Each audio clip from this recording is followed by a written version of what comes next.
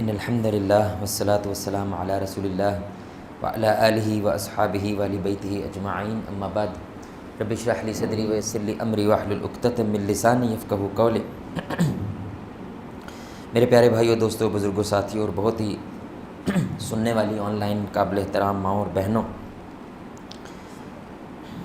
دکھ جب انسان اس میں اکیلا ہو تو تھوڑا سا بھی دکھ انسان کے لیے عذاب بن جاتا ہے، اور سکھ میں اگر انسان اکیلا ہو تو اس کا مزہ بھی پھیکا پڑ جاتا ہے۔ اس لیے اللہ رب العزت کو نیکی میں جو فرد ہوتا ہے اس سے زیادہ وہ شخص زیادہ محبوب ہوتا ہے جو نیکی اجتماع کے ساتھ مل کر کرتا ہے۔ اس لیے روزانہ کی بنیاد پہ اللہ رب العزت نے ہر مسلمان کے لیے فرض قرار دیا ہے کہ وہ روزانہ یہ دعا اللہ تعالیٰ سے مانگے کہ اے اللہ مجھے ان لوگوں کے ساتھ شامل فرما جو تیرے انعام یافتہ ہیں، اور مجھے ان لوگوں سے محفوظ فرما جن پہ تیری لعنت برسی ہے، جن پہ تیرا غضب برسا ہے۔ تو اللہ رب العزت مومن کو اکیلا نہیں دیکھنا چاہتا بلکہ تمام مومنین کو جمع میں دیکھنا چاہتا ہے۔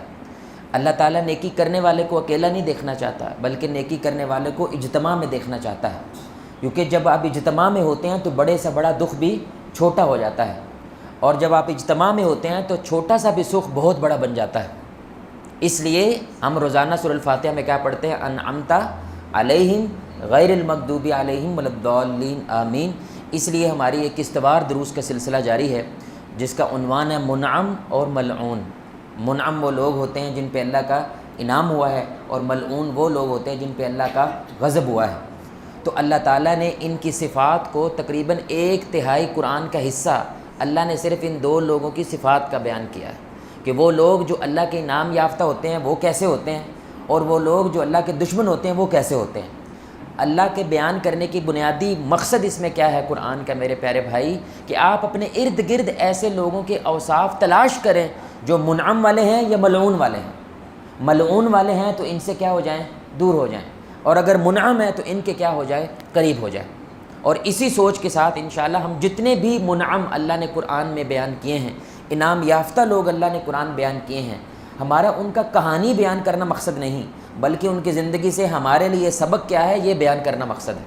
اور آج جس ہستی کو ہم بیان کر رہے ہیں وہ واحد ہستی ہے جنہوں نے صرف شرک کو للکارا نہیں تھا بلکہ بتوں کو پاش پاش کیا۔ وہ واحد ہستی ہے جن کو اپنے باپ نے ان کو گھر سے نکال دیا۔ وہ قرآن میں بیان ہوئی واحد ہستی ہے جن کو حق کی وجہ سے آگ میں پھینکا گیا۔ وہ واحد ہستی ہے جن کو اس آزمائش سے دوچار کیا گیا کہ وہ اپنی بیوی کو اور دودھ پیتے بچے کو صحرا میں چھوڑ کے چلے جائیں۔ وہ واحد ہستی ہے جنہوں نے اپنے بچے کی قربانی کو اللہ کے ہاں پیش کیا۔ وہ واحد ہستی ہے جنہوں نے خانہ کعبہ کو تعمیر فرمایا۔ وہ واحد ہستی ہے جو اس روئے زمین پہ 2 سب سے بڑی امتیں، ان میں سے ایک عرب ہیں اور دوسرے بنی اسرائیل ہیں، ان کی بنیاد رکھنے والے ہیں۔ وہ واحد نبی ہیں میرے بھائی، وہ واحد ذات ہیں قرآن کے اندر جن کو اللہ رب العزت نے خلیل اللہ کہا ہے، اپنا گہرا دوست کہا ہے۔ وہ واحد نبی ہیں قرآن میں جن کی سنتیں یہاں تک کہ ان کی بیوی دوڑی کیسی تھی اللہ نے اس کو بھی قیامت تک زندہ رکھا ہے، سبحان اللہ۔ واحد نبی ہیں وہ، واحد نبی ہیں جو ہزاروں سال گزرنے کے بعد بھی درود ابراہیمی کی فضائیں وہ بلند ہیں، اور اس کے بغیر ہماری نماز مکمل نہیں ہے۔ موسیٰ علیہ السلام پہ سلام بھیجیں یا نہ بھیجیں، عیسیٰ علیہ السلام پہ سلام بھیجیں نہ بھیجیں، لیکن اگر آپ ابراہیم پہ سلام نہیں بھیجتے تو اللہ ہماری نمازوں کو قبول نہیں کرتا۔ اور یہ وہ واحد ذات ہے میرے بھائی جس کو اللہ رب العزت نے کہا یہ ایک ذات نہیں بلکہ اپنے آپ میں مکمل امت ہے، سبحان اللہ، اور وہ اور کوئی نہیں، خلیل اللہ جناب ابراہیم علیہ السلام کی ذات ہے۔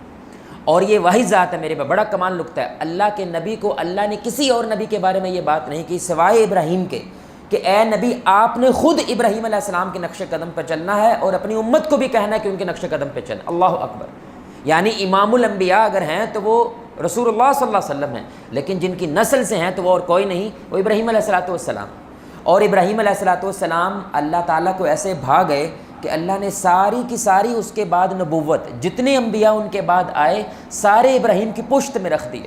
یعنی جتنے نبی آئے ہیں میرے بھائی اس کے بعد وہ ابراہیم کی نسل سے آئے، اور یہ آج کی دنیا میں بھی واحد ذات ہے، اتنی ریلیونٹ ہے کہ ابراہم اکارڈز جو ہیں، دیکھیں اسرائیل بھی چاہتا ہے کہ اگر اس خطے میں امن ہوگا تو وہ ابراہیم علیہ السلام کی ذات سے ہو سکتا ہے، کیونکہ وہ ذات اسلام میں بھی، عیسائیت میں بھی اور یہودیت میں بھی تینوں کے اندر کیا ہے؟ عزت کا مقام رکھتی ہے۔ یعنی تینوں مذاہب مانتے ہیں کہ ہماری ساری کی ساری جو نشو و نما ہوئی ہے وہ کہاں سے ہوئی ہے؟ وہ ابراہیم علیہ السلام کی نسل سے ہوئی ہے۔ تو بہت بڑی ذات ہے۔ جس کے بارے میں اللہ کہتے ہیں قرآن میں وَاتَّبَعَ مِلَّةَ إِبْرَاهِيمَ حَنِيفًا، اس شخص سے بھی کوئی بہتر شخص ہو سکتا ہے جو ابراہیم علیہ السلام کی پیروی کرتا ہے۔ سبحان اللہ، کتنی پیاری بات ہے۔ کیوں؟ کیونکہ میں نے ابراہیم علیہ السلام کو اپنا گہرا دوست بنایا ہے، گہرا دوست بنایا ہے۔ اور اب وہ گہرے دوست کیوں بنے ہیں؟ کسی اور نبی کے بارے میں ایسا کیوں نہیں کہا؟ یقیناً کچھ صفات ہوں گی نا، یقیناً اس کے اندر کچھ باتیں ہوں گی، اور انہی کا تھوڑا سا ذکر انشاءاللہ ہم اپنے اس مختصر سے وقت کے اندر کریں گے۔ سب سے بڑی بات جو ابراہیم علیہ السلام سے سیکھنے والی ہے، یہ جو سال کے سب سے بہترین ایام گزر رہے ہیں، مت بھولیں کہ ان کے اندر اگر ہمیں کوئی نبی یاد آتا ہے تو وہ کون ہے بھائی؟ وہ ابراہیم علیہ السلام کی ذات ہے۔ سبحان اللہ، یعنی اللہ کی قسم، اللہ کے نبی پہ، اس ابراہیم پہ اتنا پیار آتا ہے، اتنا پیار آتا ہے، مطلب تصور کریں کہ ہاجرہ علیہ السلام صرف بچے کے دودھ کے لیے یا اس کی خوراک کے لیے دوڑ رہی ہیں، اللہ کو یہ دوڑنا بھی اتنا پسند آیا کہ قیامت تک ایسے دوڑو گے تو حج ہونا ہے، ورنہ ہونا ہی نہیں۔ اللہ اکبر، کیسی بات ہے، کیسی بات ہے، آپ ذرا سوچیں اس بات کو۔ یعنی ابراہیم نے غصے کے ساتھ جس انداز سے شیطان کو دھدکارا ہے پتھر مار کے، مجھے اتنا پیارا لگا ہے آپ کا، قیامت تک اب سارے ایسے دھدکاریں گے تو میں نے حج قبول کرنا ہے، ورنہ کرنی نہیں ہے۔ کیسی بات ہے یار، یعنی جس مقام پہ ابراہیم کھڑے ہوئے ہیں اس مقام پہ اگر آ کے کوئی نماز پڑھتا ہے تو اللہ کو وہ نماز بڑی محبوب ہے جس کو مقام ابراہیم کہتے ہیں۔ یعنی ایک ایک ان کی ادا کو اللہ نے قیامت تک زندہ کر دیا۔ کیا ذات ہے، یعنی میڈیا نہیں تھا، انٹرنیٹ نہیں تھا، یعنی پاکستان کے اندر 5 سال بعد خبر خراب ہو جاتی ہے میرے بھائی، حالانکہ انٹرنیٹ موجود ہے، موبائل موجود ہے۔ سوچیں 4000 سال پہلے آنے والی ذات آج تک زندہ ہے اور اپنے اصل پیغام کے ساتھ زندہ ہے۔ یہ کتنی بڑی بات ہے، کتنی بڑی بات ہے۔ لوگ ہیروز کی تلاش کرتے ہیں، ہمارے یہ زندہ ہیروز ہیں، یہ زندہ ہیں، یہ دنیا سے گئے نہیں، کیونکہ ان کا پیغام کیا ہے میرے بھائی؟ وہ پیغام زندہ ہے۔ ابراہیم علیہ السلام کی جو سپر پاور ہے، جو ہر جگہ کے اوپر میرے بھائی ابراہیم کا وصف نکھر کے سامنے آتا ہے، چاہے گھر چھوڑنا ہو، چاہے کلّا ہو کر پوری کی پوری قوم کو للکار دینا ہو، کلّا ہو کے نمرود کو للکار دینا ہو، کلّا ہو کے آگ میں کود جانا ہو۔ بڑا نکتہ ہے، موسیٰ علیہ السلام کے لیے پہلے سمندر کھلا ہے تو وہ گئے ہیں، لیکن ابراہیم کے لیے آگ ٹھنڈی نہیں ہوئی تو پھر بھی گئے ہیں۔ سبحان اللہ، کتنا بڑا بات ہے۔ تو ابراہیم نے وہ کیا ہے میرے بھائی جو تصور نہیں کر سکتا۔ اس لیے بڑا کمال جملہ بولتے ہیں علماء، ہر نبی کو جو اللہ نے آزمائش دی ہے نا، نبی نے کہہ دیا اللہ تیری مدد کب آئے گی، سوائے ابراہیم کے۔ ابراہیم علیہ السلام نے ایسی استقامت کا مظاہرہ کیا کہ اللہ نے کہا ہے بس کر دے ابراہیم، ہم نے مان لیا کہ تو سچا ہے۔ اللہ اکبر، اللہ نے کہا ہے بس، اب آپ کی زیادہ آزمائش نہیں کرنی ہم نے۔ ابراہیم علیہ السلام نے بس نہیں کہا، اور لینی ہے تو اور لے لو۔ اللہ اکبر، یہ واحد ابراہیم علیہ السلام کی ذات ہے۔ یہ سارے کے سارے وصف جس وجہ سے ان میں پیدا ہوئے میرے بھائی، وہ کیا ہے؟ توکل۔ بھائی سارے بھائی بولیں وہ کیا ہے؟ توکل ہے۔ وہ اللہ تعالیٰ پہ بغیر کسی پریشانی کے اور بغیر کسی شک کے مکمل بھروسے کا نام کیا ہوتا ہے؟ توکل ہوتا ہے۔ اس لیے آپ ذرا سوچیں، جب آگ جلائی جا رہی ہے نا بھائی، ہم اس منظر کو نا مکمل طور پہ سوچتے نہیں ہیں۔ ابراہیم کی نظروں کے سامنے جلائی جا رہی ہے، اسٹیڈیم جتنی آگ ہے، کوئی چھوٹی موٹی آگ نہیں ایسے بالن بال رہے ہیں میرے بھائی۔ عورتیں منتیں مانگتی تھیں، اگر بھگوان جو ان کا بھگوان ہے میرا فلاں کام کر دے گا تو میں ابراہیم کے لیے جو آگ جلائی جا رہی ہے اس میں مزید ایندھن ڈالوں گی۔ سوچے کتنی دیر آگ جلائی گئی ہے، اور ابراہیم روزانہ دیکھ رہا ہے یہ آگ میرے لیے جلائی جا رہی ہے، اور اسمائل کر رہا ہے اور خوش ہے، اور کیا نعرہ لگا ہے؟ حسبنا اللہ، میرے لیے میرا اللہ کافی ہے۔ یعنی فرشتے آ رہے ہیں مدد کے لیے، آرڈر لگاؤ، ایک پھونک مارنی ہے، عرصہ ختم ہو جانی ہے۔ انہوں نے کہا تیرا میرا کوئی لینا دینا نہیں ہے، میرا جس سے لینا دینا ہے وہ اللہ ہے، اور وہ دیکھ رہا ہے، وہ آگ کو بھی دیکھ رہا ہے، وہ مجھے بھی دیکھ رہا ہے، وہ قوم کو بھی دیکھ رہا ہے۔ مجھے کس پہ بھروسہ ہے میرے بھائی؟ اللہ پہ بھروسہ ہے، اور حسبنا اللہ کہہ کے چھلانگ لگا دیتے ہیں۔ سبحان اللہ، یہ بھروسہ، یہ اعتماد ابراہیم کی کیا ہے میرے بھائی؟ سب سے بڑی طاقت ہے۔ اور یہ پیدا کیسے ہوتا ہے میرے بھائی؟ 2 چیزوں سے پیدا ہوتا ہے، ہمارے میں یہ نہیں ہے۔ ابھی آپ جب یہ تعریف سنیں گے تو آپ کو لگے گا ہم میں سب کچھ ہے، شاید توکل نہیں ہے، ہم قربانیاں کر رہے ہیں میرے بھائی، بڑے بڑے ویڑ کر رہے ہیں، بڑے بڑے اونٹ کر رہے ہیں، اللہ قبول فرمائے، لیکن اس کے ساتھ جس ذات کی سنت کو زندہ کر رہے ہیں میرے بھائی، اس کی سب سے بڑی پاور کو بھی زندہ کرنا ہے، اور وہ کیا ہے میرے بھائی؟ توکل ہے۔ وہ سپر پاور ان کی توکل ہے۔ تو یہ پیدا کیسے ہوتا ہے میرے پیارے بھائی؟ اس کی سب سے بڑی بنیاد کیا ہوتی ہے کہ وہ اس ذات کو جانے جس کے اوپر وہ توکل کر رہا ہے۔ جیسے بچہ ہوتا ہے نا میرے بھائی، اس کو ایسے ہوا میں ہم پھینکتے ہیں، وہ ہنستا ہے، ایسے ہی ہے نا، حالانکہ اگر ہاتھ سے چھوٹ گئے گر جائے وہ مر جانا ہے، لیکن وہ مسکراتا ہے میرے بھائی، کیونکہ اس کو بھروسہ ہے کیچ کرنے والے پہ کہ یہ مجھے گرنے نہیں دے گا۔ یہی بھروسہ آپ کو اللہ تعالیٰ پہ کرنا ہوتا ہے کہ یہ مجھے گرنے نہیں دے گا، یہ مجھے تھام لے گا۔ اللہ سور کو تھام رہا ہے، اللہ ابلیس کو تھامے کھڑا ہے میرے بھائی، ابلیس کو، یعنی ابلیس زندہ ہے تو اللہ تعالیٰ کی وجہ سے زندہ ہے، وہ کھا رہا ہے تو اللہ کی وجہ سے کھا رہا ہے، یعنی اللہ کا بدترین دشمن اللہ نے سنبھالا ہوا ہے۔ ہم تو وحدہ لا شریک ماننے والے ہیں بھائی، ہم تو نبی کے نام پہ جان دینے والے، ہمیں نہیں سنبھالے گا۔ یہی سوچ کے ساتھ جب چیز پیدا ہوتی ہے وہ توکل ہے۔ نہیں ہو رہا تو آپ اللہ کو نہیں جانتے، آپ نہیں جانتے جو کہہ رہا ہے کہ بھروسہ کر لے میں تجھے کیچ کر لوں گا، آپ گزارش سمجھ رہے ہیں؟ تو جتنا زیادہ کوئی اللہ کے بارے میں جانتا ہے اتنا زیادہ اس میں کیا پیدا ہوتا ہے؟ توکل پیدا ہوتا ہے۔ اور دوسرا، توکل کے واقعات پڑھ کے توکل پیدا ہوتا ہے۔ جب آپ ابراہیم علیہ السلام کی ایسی باتیں پڑھیں تو آپ کے من میں کیا چیز اٹھتی ہے؟ یار جیسے انہوں نے کیا ہم بھی کر سکتے ہیں، کیونکہ اللہ آج بھی وہ، کل بھی وہ تھا، آج بھی وہی ہے اور ہمیشہ وہی رہے گا، اللہ تو نہیں بدلتا۔ اور تیسری بات میرے بھائی، اگر آپ کو لگتا ہے الحمدللہ جواد بھائی میرا اللہ پہ توکل ہے، لیکن میرے بھائی ہمارا موبائل تھوڑی دیر غائب ہو جائے نا تو سانو نیند نہیں آتی، ہری سمجھ میرے بھائی، اگر تنخواہ میرے بھائی 5 دن لیٹ ہو جائے تو ہمیں موت پڑنے لگ جاتی ہے۔ توکل کا معنی ہوتا ہے پریشانی ختم ہو جانا، ہری سمجھ، آپ کو چین سے ایٹم بم کے اوپر لیٹ کے نیند آ جاتی ہے آپ کو، یہ توکل ہوتا ہے۔ کیوں نیند آ گئی آپ کو؟ آپ نے پورا زور لگایا یہ بند ہو جائے، لیکن بند ہوا؟ بولیں نہیں ہوا، تو اب کیا کریں؟ اللہ پہ توکل کریں، حسبنا اللہ، سمجھ آ رہی بات کی؟ تو حسبنا اللہ کہہ کے اس کے اوپر بندے کو کھراٹے مار کے سو جاتا ہے ایٹم بم کے اوپر، وجہ کیونکہ توکل کا معنی یہ ہوتا ہے کہ اس کے بعد پھر ٹینشن نہیں لینی۔ اگر ٹینشن لے رہے ہو تو پھر توکل، بولیں بھائی پھر توکل نہیں ہے، اور اگر توکل ہے تو پھر ٹینشن پہ ٹینشن نہیں ہوگی۔ اس لیے عام روزمرہ کے حالات کے اندر توکل وہ شخص کرتا ہے جو بار بار پیسے نہیں گنتا۔ آپ کی جیب میں کتنے پیسے ہیں بار بار نہیں گنتے، یہ توکل کے خلاف ہوتا ہے۔ آپ کو موٹا موٹا سب کو پتہ ہوتا ہے میرے بھائی میرے مہینے کی آمدن کتنی ہے، بار بار گننے سے کیا ہوگا میرے بھائی؟ ہائے کم نہ ہو جائے، ہائے کتنے رہ گئے ہیں۔ تو رسول اللہ صلی اللہ علیہ وسلم اکثر جب صحابہ سے کہتے تھے نا کہ اگر انہوں نے کوئی لعاب ڈال دیا کھانے کے اندر تو کیا کہتے تھے؟ اب اٹھا کے ڈھکن دیکھنا نہیں ہے کہ اندر کیا ہو رہا ہے، سمجھ آ رہی بات کی؟ تو بس اندر سے آٹا اٹھاتے جاؤ اور روٹیاں لگاتے جاؤ۔ اس میں عنصر کیا ہے میرے بھائی؟ محنت کرنے کے بعد بالکل پریشانیوں سے آزاد ہو کر کیا کریں؟ اللہ پہ بھروسہ رکھیں، اللہ پہ توکل کریں۔ جو اللہ تعالیٰ جب چیزیں سستی ہوتی ہیں نا تمہارا ساتھ دیتا ہے، وہی اللہ جب مہنگی ہو جاتی ہیں پھر بھی وہی اللہ رہنا ہے، اللہ چینج ہو جاتا ہے۔ آپ نے صرف اپنے ذمے کا اونٹ باندھنا ہے، آپ نے صرف اپنی زندگی محنت کرنی ہے، اس کے بعد پریشانیوں سے آزاد ہو جانا ہے۔ دوسرا سبق میرے بھائی جو ہمیں ابراہیم علیہ السلام کی ذات سے ملتا ہے کہ یہ اس سوچ کے خلاف تھے جو ہمارے معاشرے میں عام ہو گئی ہے، سوچی پہ آتے، بولے کیا کہتے ہیں؟ سوچی پہ آتے بندہ گیا، فکر نہ فاقہ عیش کر کاکا۔ عیش کرنی ہے، سوچنا نہیں ہے، کیونکہ ایک مرتبہ بھی انسان ٹھنڈے دماغ سے سوچ لینا اس کو پتہ چل جاتا ہے کیا صحیح ہے اور کیا غلط ہے۔ جب پورا خاندان ایک بات کہہ رہا ہو اور آپ ایک بات پر ڈٹ جائیں، ایک بار بھی سوچنے سے ٹھنڈے دماغ سے انسان کو سمجھ آ جاتی ہے نفس کے پیچھے کون چل رہا ہے اور حق کے پیچھے کون جا رہا ہے، پتہ چل جاتا ہے۔ اس لیے یہ ٹھنڈے دماغ سے سوچنا ہی نہیں چاہتا، اس لیے جملے ہم نے نکال لیے ہیں، سوچی پہ آتے صاحب بندہ گیا، فکر نہ فاقہ عیش کر کاکا۔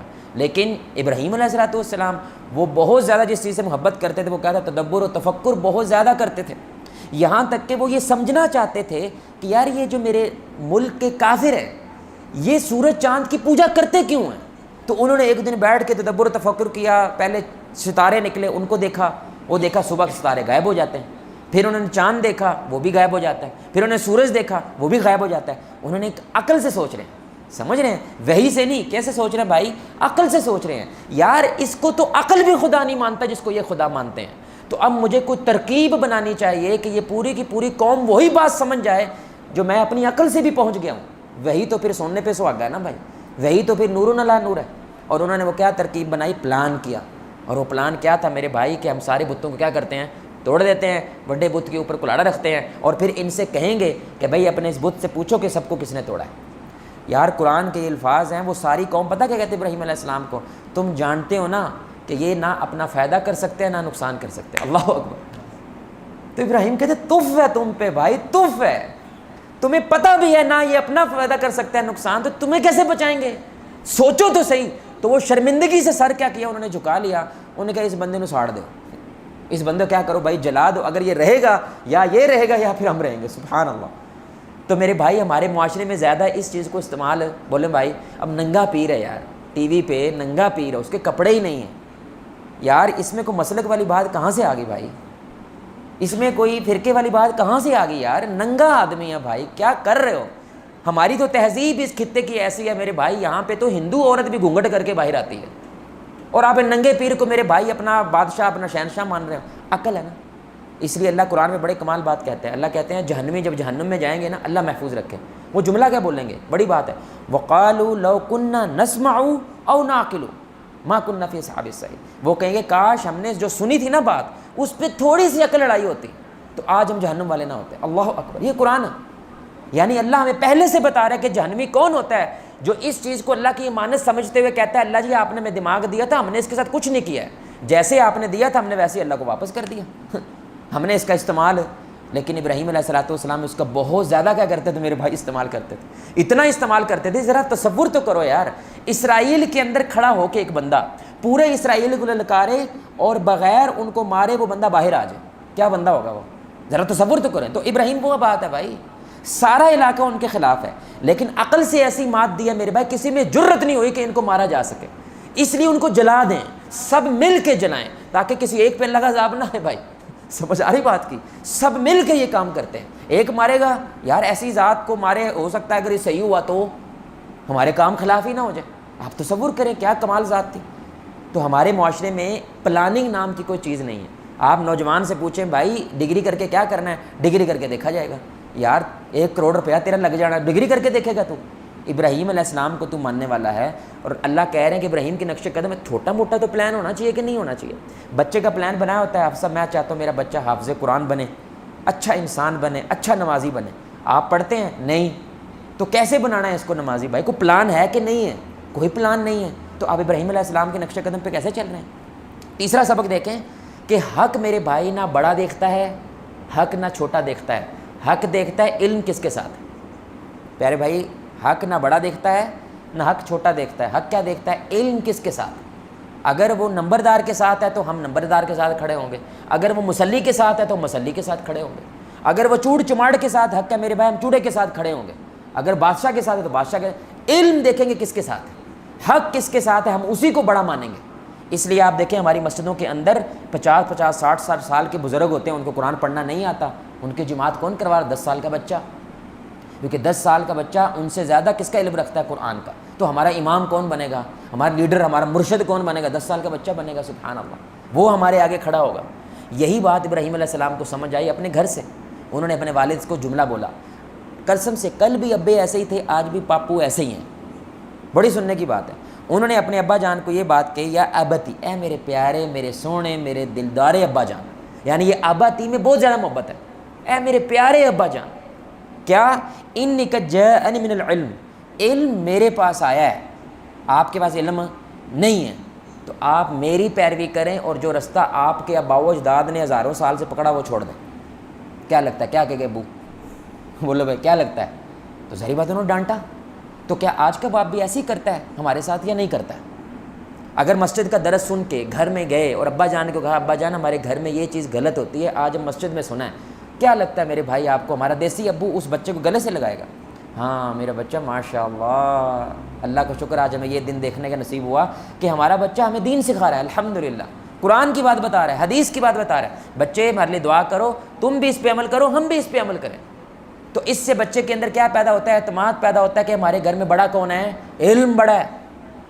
بڑا ہونا چھوٹا ہونا کوئی معنی نہیں رکھتا. معنی کیا رکھتا ہے میرے بھائی, علم کس کے ساتھ. کیا آپ کو لگتا ہے میرے بھائی, اگر باپ کو یا ماں کو یہ سمجھانا شروع کر دیا جائے کہ نبی نے فرمایا جلدی شادی کرنی چاہیے, آپ یہ بات جب اپنے ابو کو بتائیں تو کیا لگتا ہے آگے سے کیا جواب آتے ہیں. آپ میری گزارش سمجھ رہے ہیں میرے بھائی. تو ابراہیم علیہ السلام کے والد نے کیا کہا, اگر تو خاموش نہ ہوا تو پتھر مار مار کے ہلاک کر دوں گا تجھے میں. سمجھ آ رہی بات کی. اور دوسرے نمبر پہ کیا کہا, یہاں سے دور ہو جا میری نظروں سے. آج بھی کیسے تو نہیں کہتے ہیں, میری نظروں سے دور ہو جا, میں تمہیں گھر میں دیکھنا بھی نہیں چاہتا. تو ابراہیم علیہ السلام, علماء کہتے ہیں یہاں پہ بھی فرما برداری کی اپنے باپ کی میرے بھائی, نظروں سے دور ہو گئے, دوبارہ واپس نہیں آئے بھائی. کیونکہ باپ نے کہا تمہیں میں دیکھوں تو مجھے کیا ہوتی ہے, تکلیف ہوتی ہے. کیونکہ ان کا باپ خود بت بناتا ہے, اس کا بزنس بھی یہی ہے میرے بھائی, اور عقیدہ بھی یہی ہے. اور تو کہہ رہا ہے کہ نہ صرف میں عقیدہ چھوڑوں بلکہ کاروبار بھی بٹھا بٹھا دوں. تیری عقل ہے کہ نہیں ہے. تو اب باپ خلاف ہوا ہے, تو اس کے بعد ابراہیم کی نظر کس پہ گئی ہے, اپنے محلے پہ گئی ہے کہ گھر سے تو لوگ میرے ساتھ جڑے نہیں, تو میں باہر والوں کو کوشش کرتا ہوں. تو ہمارے گھر میں میرے بھائی علم کی پیروی کی جاتی ہے یا نفس کی پیروی کی جاتی ہے, یا اڑک کی پیروی کی جاتی ہے, یا میں کی ہوں تو سانوں دسیں گا. واللہ کل ابراہیم کے والد نے بھی ابراہیم کو یہی کہا تھا. چوتھا سبق دیکھیں میرے بھائی, بڑا کمال. ابراہیم علیہ الصلوۃ والسلام گھر سے نکالا ہے, بڑا کمال نکتہ. میں نے ایک شیخ صاحب سے بات پوچھی, میں نے کہا شیخ کبھی کبھی کوئی بندہ بڑا ٹاکسک سا ہوتا ہے, گندا سا ہوتا ہے, اس کا مزاج گندا ہوتا ہے, اس کے ساتھ رہنا مشکل ہوتا ہے, کیا ہم اس سے دور ہو سکتے ہیں؟ تو انہوں نے بڑا پیارا جواب دیا اس سوچ کی بنیاد پہ جو ابراہیم علیہ السلام کی ہے. انہوں نے کہا اس سے دور ہو جائیں لیکن اس نیک نیتی کے ساتھ کہ اللہ اس کی اصلاح کر دے اور آپ اس کے لیے دعا کریں. اللہ اکبر. نفرت سے اگر دور ہوئیں تو یہ گناہ ہے, یہ غلط ہے, اللہ اس پہ پکڑ سکتا ہے. نفرت سے دور نہیں ہونا ہے, اس سوچ سے دور ہونا ہے کہ میرے لیے اس کو سنبھالنا مشکل ہو گیا. سمجھ رہے ہیں آپ؟ دور ضرور ہوئے ہیں لیکن تکلیف سے ہوئے ہیں, اصلاح کی نیت سے ہوئے ہیں, اور دعا کرتے ہیں اللہ سے, یا اللہ میرے وسو کام, بولو بھائی, میرے وسو کام باہر ہے, اللہ تو اس کو کیا کر دے, ہدایت دے. یہی ابراہیم علیہ السلام نے کیا. باپ نے گھر سے نکالا ہے لیکن وہ دعا کیا کر رہا ہے, کالا سلام علیک. انہوں نے کہا میں اللہ سے دعا کرتا ہوں اللہ آپ پہ سلامتی کرے, اور میں اللہ سے آپ کے لیے کیا کروں گا, مغفرت مانگوں گا, کیونکہ اللہ میرے پہ بڑا مہربان ہے, اللہ میری بڑی مانتا ہے, اللہ میری دعائیں بڑی قبول کرتا ہے. تو میں اللہ سے دعا کروں گا کہ اللہ میرے باپ کو کیا کر, میرے باپ کو ہدایت دے دے. اللہ اکبر. تو میرے بھائی اگر آپ کا کسی سے تعلق خراب ہے, بڑی سننے کی بات ہے میرے بھائی, تو جان بوجھ کے کوئی تعلق خراب نہیں کرتا. آپ نے کوئی اچھی بات سمجھانے کی کوشش کی, وہ نہیں سمجھا تو لڑائی ہو گئی اور تعلق خراب ہو گیا. تو اگر آپ کی نیت اصلاح تھی نا, وہ بندہ دعا کرے گا. اور اگر آپ کی بات آپ دل پہ لے گئے ہیں, اڑنگ پہ لے گئے ہیں, آپ کا نفس جاگ اٹھا میرے یہ مر جائے گا بندہ, یہ کبھی دعا نہیں کرے گا. یہ نشانی ہے. دعا ہمیشہ مخلص آدمی کرتا ہے جو اپنے نفس کو بڑا نہیں دیکھنا چاہتا, جو حق کی فتح چاہتا ہے, جو خیر کی فتح چاہتا ہے, جو ہمارے بغیر بھی ہو جائے تو اچھا ہے. اس لیے رسول اللہ نے واشی سے کیا کہا, واشی میرے سامنے نہ آیا کر یار, تو میرے سامنے آتا ہے مجھے اپنے چچا حمزہ کا شہادت یاد آ جاتی ہے, لیکن جو تو نے اسلام کے خلاف قدم اٹھایا ہے, اب اسلام کے حق میں قدم اٹھا. یعنی جس کا چہرہ دیکھنا گوارا نہیں ہے اس کو بھی معاف کر رہے ہیں, صرف کس کے لیے, حق کی فتح کے لیے. پانچواں سبق میرے بھائی ایک اور دیکھیں کہ یہ بڑا کمال نکتہ بھائی. دیکھیں جو گھر ہوتا ہے نا میرے بھائی, سب سے زیادہ آپ کو جو جانتا ہے وہ کون ہوتا ہے, آپ کے گھر والا. دنیا کبھی آپ کو ویسا نہیں جان سکتی جو آپ کو کون جانتا بھائی. بڑے بڑے راز ہوتے ہیں میرے بھائی جو داڑھیوں کے پیچھے چھپ جاتے ہیں, جو ٹخنے ننگے ہونے کے پیچھے راز چھپ جاتے ہیں, جو آپ کا پنچایتی ہونے کی وجہ سے راز چھپ جاتے ہیں, کو مسجد کا بڑا ہونے کی وجہ سے راز چھپ جاتے ہیں, لیکن گھر والوں سے وہ راز نہیں چھپتے. آپ سمجھ رہے ہیں؟ اس لیے رسول اللہ فرما رہے ہیں سب سے بہترین کون ہے, جو کس کے لیے بہتر ہے, گھر والوں کے لیے. وہ اگر آپ ہمیں سرٹیفکیٹ دیتے ہیں نا, بندہ کمال ہے, سیلوٹ کرتے ہیں, اللہ ہم گواہی دیتے ہیں اس بندے کے بارے میں اس نے حق ادا کیا اپنی تربیت کا, پھر اللہ مانتا ہے کہ یہ بندہ کیا اچھا. یہ کیوں؟ جو گھر میں جیت جاتا ہے نا میرے بھائی, وہ سارا جگ جیت سکتا ہے, اور جو گھر میں ہار جاتا ہے نا میرے بھائی, وہ سارا جگ ہار جاتا ہے. کیا مطلب؟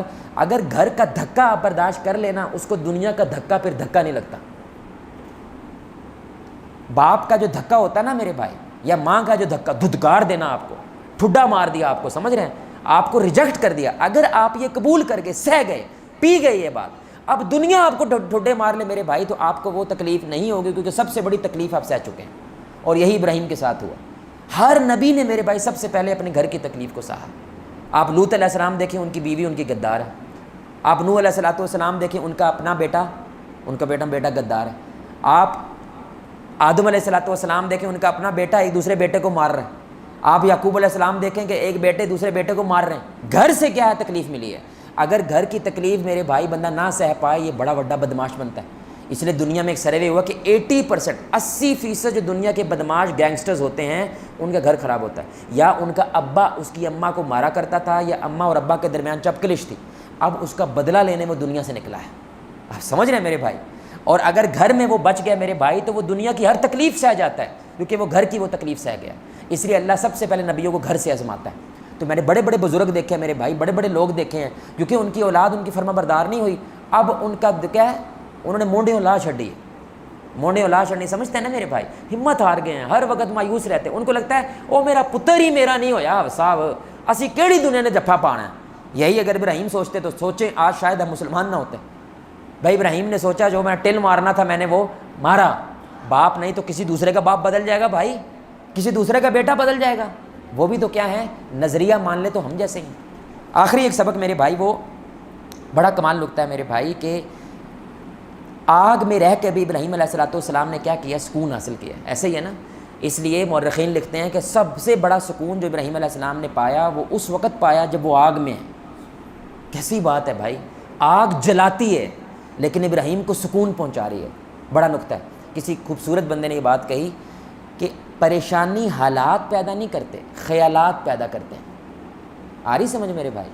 پریشانی حالات پیدا نہیں کرتے کہ آپ کے پیسے تھوڑے ہو گئے ہیں یا زیادہ ہو گئے ہیں، نوکری چھوٹ گئی، نوکری مل گئی، یہ چیزیں خوشی یا غمی پیدا نہیں کرتے. اس کے بارے میں جو سوچتے ہیں نا آپ، وہ آپ کا دکھ یا آپ کے سکھ میں اضافہ کرتا ہے.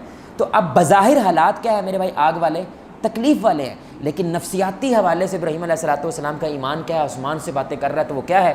زندگی کا سب سے بہترین ایام کہاں پہ گزار رہے ہیں بھائی؟ آگ میں گزار رہے ہیں. سبحان اللہ. یعنی محل میں بیٹھ کے بھی انسان عذاب یافتہ ہو سکتا ہے، اور چگی میں بیٹھ کے بھی انسان دنیا کا بادشاہ والا محسوس کر سکتا ہے، اگر اس کی نفسیات کیا مضبوط ہیں. آپ سمجھ رہے ہیں؟ اس کو کہتے ہیں نرو کنٹرول اگر اس کا مضبوط ہے، اگر سائیکولوجیکل ہیلتھ اس کی مضبوط ہے. ابراہیم علیہ السلام کی یہ والی صحت جو کیا تھی، وہ آسمان سے باتیں کرتی تھی کہ تم میرے جسم پہ قبضہ کر سکتے ہو، میری سوچ اور میرے ایمان کو کیا ہے؟ قبضے میں نہیں لے سکتے.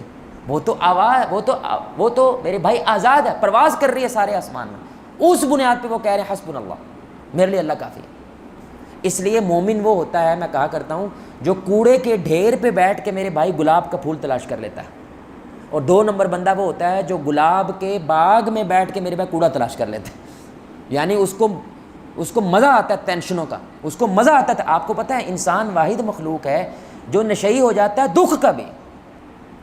یہ جو غریب نہیں مانگ رہے ہوتے، یہ دکھوں کے نشئی ہو گئے میرے بھائی. آپ ان کو لاکھ روپے تنخواہ دیں، یہ لیں گے؟ یہ نہیں لیں گے. یہ کہیں گے اسی منگنا ہے، اسی غریب مسکین بننا ہے، اسی منگنا ہے، ہم نے اپنے آپ کو ذلیل کرنا ہے، کیونکہ اس کا نشہ ہو گیا ان کو. ہر وقت ہائے بیچارہ شودا نمانا مسکین، ہائے بڑی بری ہوئی ہے. یہ لوگوں کو مزہ آتا ہے جب اس کے بارے میں یہ جملہ بولا جائے تو اس کو توجہ ملتی ہے. سمجھ رہے ہیں؟ لوگ ہمدردیاں جتاتے ہیں. یہ بھی ایک نشہ ہے. یہ کہاں کا نشہ ہے میرے بھائی؟ یہاں کا ہے، دماغی چیز ہے. اور ابراہیم علیہ السلام کا نشہ کیا ہے میرے بھائی؟ جو حلال ہے کہ بھائی مجھے کوئی نہیں چاہیے سوائے اللہ کے، کیونکہ وہ چکھ چکے ہیں اس چیز کو آگ میں پڑ کے. اور یہاں سے یہ بھی ثابت ہوتا ہے بظاہر ہمارے سوچ کیا کہتے ہیں، عقل کیا کہتی ہے، اگر نتیجہ اچھا نکلا تو میں اچھا محسوس کروں گا، نتیجہ برا نکلا تو میں برا محسوس کروں گا. واضح سی بات ہے. اللہ کہتا ہے ایمان کی دنیا عقل کے مطابق کام نہیں کرتی. اللہ کہتا ہے بظاہر غلط نتیجہ نکلا ہے، اللہ اس سے اتنا اچھا بنا دیتا ہے کہ انسان اچھے سے وہ نہیں سوچ سکتا جو اللہ اس غلط سے بنا دیتا ہے. اور بظاہر کبھی کبھی اچھا نتیجہ نکلا ہے، اللہ اتنا برا بنا دیتا ہے کہ آپ برے سے وہ توقع نہیں کر سکتے جو اچھے سے برا بن گیا. کیسے؟ آگ سے. بھائی نتیجہ کیا نکلا ہے؟ آگ. نتیجہ کیا نکلا ہے؟ فنا. نتیجہ کیا نکلا ہے؟ ہلاکت. لیکن اللہ نے اسی کو نبی کا کیا بنا دیا؟ معجزہ بنا دیا. تو اب مومن کیوں دکھ سہ جاتا ہے؟ ان جیسی کہانیوں کی وجہ سے سہ جاتا ہے. بھائی ہو سکتا ہے یہ کہانی ویسی ہو جیسے ابراہیم کی تھی کہ بظاہر مجھے نظر آگ آ رہی ہے لیکن اللہ اس کو برف بنا دے، اور بظاہر یہ چیز برف نظر آ رہی ہے اللہ اس کو آگ بنا دے. تو ہم محتاج ہیں، اللہ محتاج نہیں ہے میرے بھائی. آپ گزارش سمجھ رہے ہیں؟ یہاں پہ ایک اور بڑا نقطہ ہے. جیسے لیلۃ القدر کی رات ہے نا بھائی، بڑا ایک نقطہ ہے بھائی. لیلۃ القدر کی رات کتنی؟ 83 سال سے کیا ہے میرے بھائی افضل ہے. ہم سمجھتے ہیں اللہ محتاج ہے آپ کو 83 سال کی، اگر اللہ نے اجر دینا ہے تو آپ کو لیلۃ القدر کو پانا ہے. نہیں بھائی، یہ ہم محتاج ہیں. اللہ محتاج بولو نا یار. اللہ آج بھی آپ کو ایسی اٹھا کر کے آپ آواز لگائیں اللہ تعالیٰ کو، تو اللہ آج لیلۃ القدر کے کیا 1000 لیلۃ القدر کا اجر دے سکتا ہے آپ کو. ہم محتاج ہیں لیلۃ القدر کے، اللہ لیلۃ القدر کا اجر دینے کا محتاج. اللہ اکبر. اللہ محتاج نہیں ہے. اللہ کبھی بھی آپ کو کیا کر سکتا ہے میرے سائی؟ غلط سے بھی اچھا نکال دیتا ہے اور اچھے سے بھی غلط ہو سکتا ہے. اللہ کہتا ہے اس لیے میرے پہ ایمان رکھو، بس میرے پہ بس بھروسہ رکھو، اعتماد رکھو. اسپیشلی اگر تم صحیح ہو، اگر تم سچے ہو، تمہارا رستہ ٹھیک ہے، مجھ پہ بھروسہ رکھو. ایسا ہی لگتا ہے جیسے اللہ نے مجھے چھوڑ دیا ہے، لیکن یہی آزمائش ہوتی ہے. یہی کیا ہوتے ہیں میرے بھائی؟ آزمائش ہوتی ہے، کیونکہ شیطان وہاں پہ کھیلتا ہے. یہ جو گیپ آتا ہے نا، فاصلہ آتا ہے، اس فاصلے میں تو شیطان نے کھیلنا ہوتا ہے. لیکن اگر آپ کامیاب ہو جائیں تو اللہ ضرور آتا ہے. اور اللہ ایسا آتا ہے کہ 4000 سال بعد بھی ہم ابراہیم علیہ السلام کو سلوٹ پیش کر رہے ہیں، ان کو سلام پیش کر رہے ہیں. ان کی کہانی کو اللہ قیامت تک زندہ رکھ دیتا ہے. مطلب ان کے نقش قدم پہ جو ہے تو میں وہی نوازوں گا جیسے ابراہیم کو نوازا تھا. اس سے دور ہٹتے ہو تو ویسے ہی تمہیں رگڑا لگاؤں گا جیسے ابراہیم علیہ السلام کے دشمنوں کو لگایا تھا. اللہ سے دعا ہے میرے بھائی کہ اللہ تعالی ہمیں ابراہیم علیہ السلام کے نقش قدم پہ چلنے کی توفیق عطا فرمائے. یہ جو اسباق ہم بیان کر رہے ہیں میرے بھائی، اللہ ان کے آئینے میں اپنی ذات کی اصلاح کرنے کی توفیق عطا فرمائے، اپنے گھروں کی اصلاح کرنے کی توفیق عطا فرمائے. اللہ آپ کو، مجھے، ہم سب کو محمد الرسول اللہ صلی اللہ علیہ وآلہ وسلم کی ذات کے ساتھ جنت الفردوس میں اس انداز سے اکٹھا کرے. ہم سب مل کے اللہ کے چہرے کو آسمان میں دیکھیں 14ویں رات کا چاند. سبحانک اللہم و بحمدک اشہد ان لا الہ الا انت استغفرک.